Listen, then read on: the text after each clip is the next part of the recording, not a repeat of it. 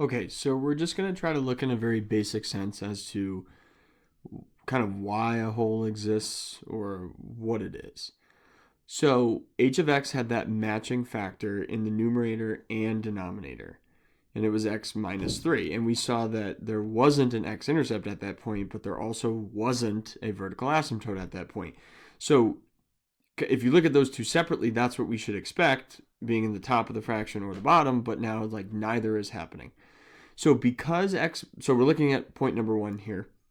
Because x minus 3 is in the denominator, we cannot plug in the value of x equals 3, or we would make the denominator equal to 0, and then we can't divide by 0. So we know that this is undefined. However, at every other x value, no matter what we plug in for x, like let's pick 7 for x. 7 minus 3 is 4 on the top, 7 minus 3 is 4 on the bottom, and 4 divided by 4 is 1. Now, no matter, I just picked 7 randomly. We could pick any x value, and if we subtract 3 from it, we're going to get the same number on the top and the bottom, which any number divided by itself is equal to 1, in which case that just cancels out.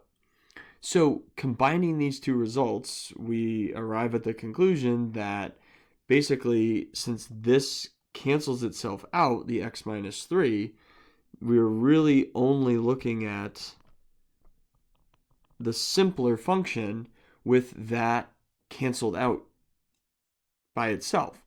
So now we're really just looking at, oh, hey, there isn't only a vertical asymptote at -1, which is what the graph showed, and hey, there's only an x-intercept at -2 because that's what makes the numerator equal to 0. So this point that got canceled out from the factor of x minus 3, we know it's different and it's undefined, but it's not a full asymptote. So basically the graph just literally skips right over that point, and there's like an open circle or a hole. Now, Desmos will still show you the graph exists there, but we just have to know at a more advanced level that it really can't. So holes occur at the x values that make both the numerator and denominator equal to 1, which is why we just look for the matching factors. Okay, so now we're going to try to just put this all together here. So now can we identify x-intercepts, vertical asymptotes, and holes? And I'm actually going to go to number 3 first.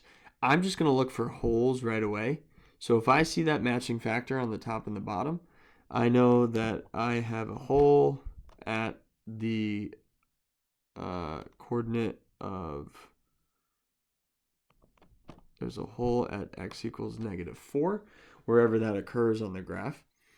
And then we can kind of work our way back to the top and say, okay, now that that x plus 4 is eliminated, seeing as it's a hole, we have x-intercepts at +2, 0 and +5, 0. And we should have a vertical asymptote at the line of x equals 1, since that is what makes our denominator equal to 0, therefore making an asymptote.